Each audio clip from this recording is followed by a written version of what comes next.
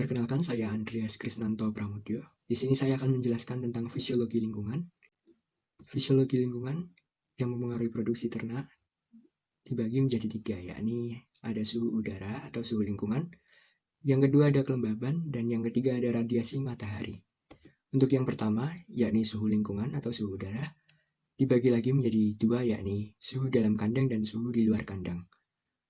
Untuk cara mengukur suhu di dalam kandang adalah dengan meletakkan alat bernama termohygrometer di dalam kandang dan tidak boleh terkena paparan sinar matahari secara langsung. Dan dari alat termohygrometer didapatkan data suhu.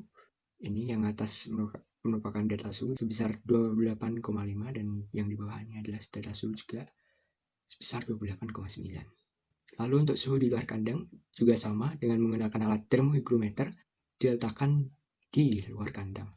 Terensis et al. 2015 menyatakan bahwa zona kenyamanan suhu lingkungan untuk sapi perah berkisar pada suhu antara 5 derajat Celcius hingga 25 derajat Celcius.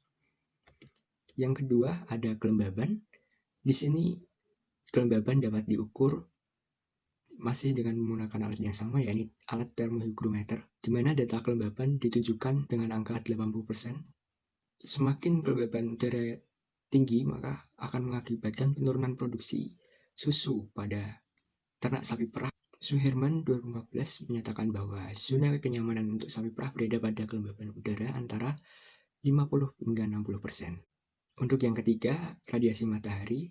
Radiasi matahari ini dapat diukur dengan menggunakan black glove temperature, dan alat ini diletakkan di luar kandang, di mana hasil pengukuran dari alat ini kemudian dimasukkan dalam perhitungan. R atau radiasi matahari sama dengan konstanta Stefan Boltzmann dikali suhu yang didapat dari black glove temperature diubah ke dalam Kelvin, dipangkatkan 4.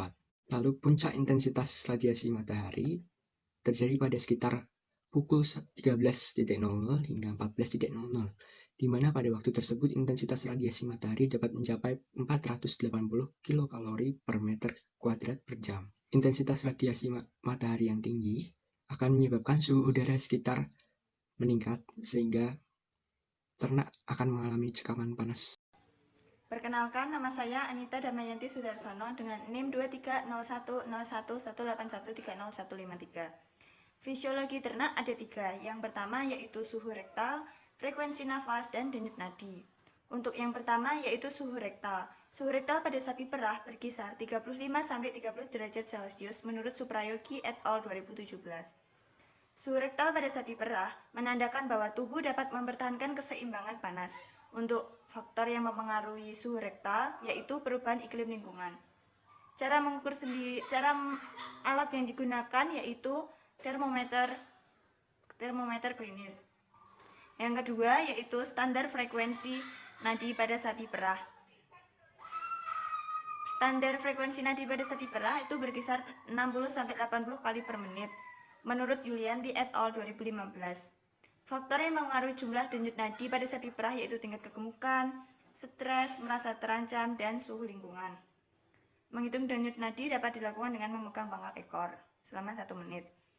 Yang ketiga yaitu frekuensi pernafasan pada sapi perah yang memiliki standar antara 10-30 kali per menit menurut Safitri et al. 2015. Faktor yang mempengaruhi frekuensi nafas sendiri adalah aktivitas ternak dan suhu lingkungan. Untuk frekuensi nafas dapat dihitung dengan merasakan hembusan nafas pada hidung sapi perah selama 1 menit. Perkenalkan, nama saya Ika Febri Rahmawati, NIM 23011181301108. Saya di sini akan menjelaskan mengenai standar fisiologi ternak berupa frekuensi denyut nadi, frekuensi pernapasan, dan suhu rektal pada sapi perah yang diambil dari beberapa penelitian yang telah dilakukan sebelumnya. Beberapa faktor penyebab yang dapat mempengaruhi nilai fisiologi ternak tersebut. Yang pertama ada standar frekuensi denyut nadi sapi perah. Berdasarkan penelitian yang telah saya baca, denyut nadi sapi perah yang normal itu berkisar antara 54-84 kali per menit. Selanjutnya yaitu standar frekuensi nafas pada sapi perah. Nah, standarnya itu pada sapi dewasa berkisar antara 15-35 kali per menit, sedangkan pada pedet berkisar antara 20-40 kali per menit. Yang terakhir yaitu standar suhu rektal pada sapi. Suhu rektal yang normal itu berkisar antara 38,2 sampai 39,1 derajat Celcius. Beberapa faktor yang dapat mempengaruhi nilai fisiologi ternak, salah satunya yaitu perubahan suhu lingkungan. Nah, biasanya frekuensi denyut nadi sapi pada siang hari itu akan lebih tinggi daripada pada pagi atau sore hari. Hal ini disebabkan karena pada siang hari cuacanya lebih panas. Panas yang tinggi cenderung akan meningkatkan denyut jantung yang merupakan mekanisme untuk menjaga tekanan darah agar tetap stabil. Ternak juga akan berusaha meningkatkan frekuensi jantung untuk mengeluarkan panas dalam tubuhnya. Perubahan suhu lingkungan yang tinggi juga akan mempengaruhi frekuensi pernapasan pada sapi. Nah, peningkatan respirasi pernapasan membantu ternak untuk meningkatkan kehilangan panas tubuh dari bagian pernapasannya. Jika frekuensi denyut nadi dan pernapasan sapi meningkat, maka akan meningkat pula suhu rektalnya. Hal ini dikarenakan cuaca yang panas yang mengakibatkan ternak mengalami heat stress.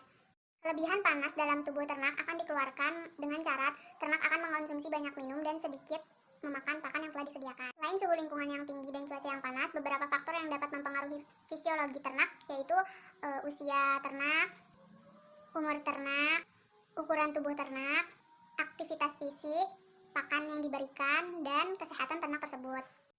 Di sini saya akan menjelaskan sedikit tentang perkandangan ternak perah.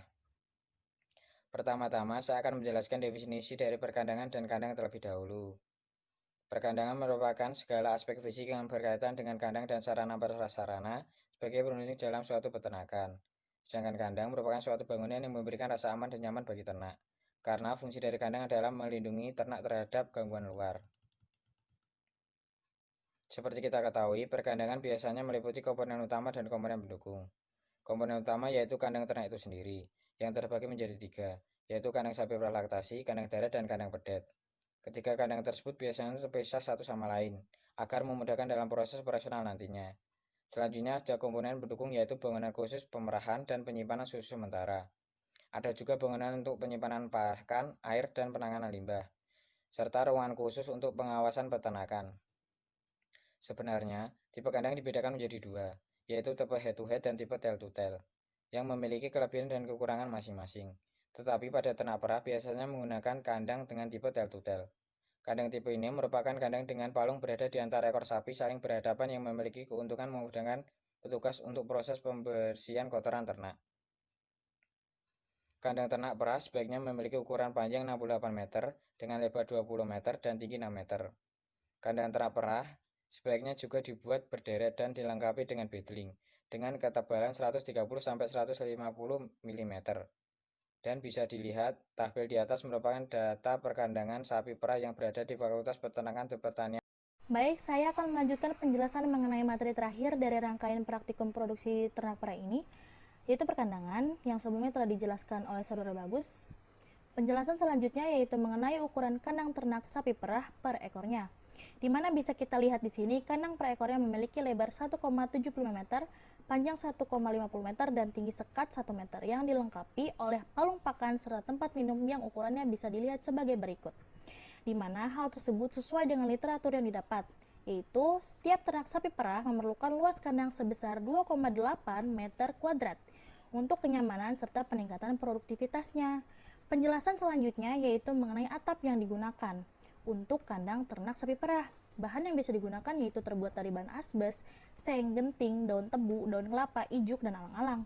Tapi idealnya pada daerah yang bersuhu dingin sebaiknya atap dibuat dari bahan asbes dengan sudut kemiringan 31,3 derajat yang bertujuan agar air hujan dapat mengalir sampai habis keluar dari atap.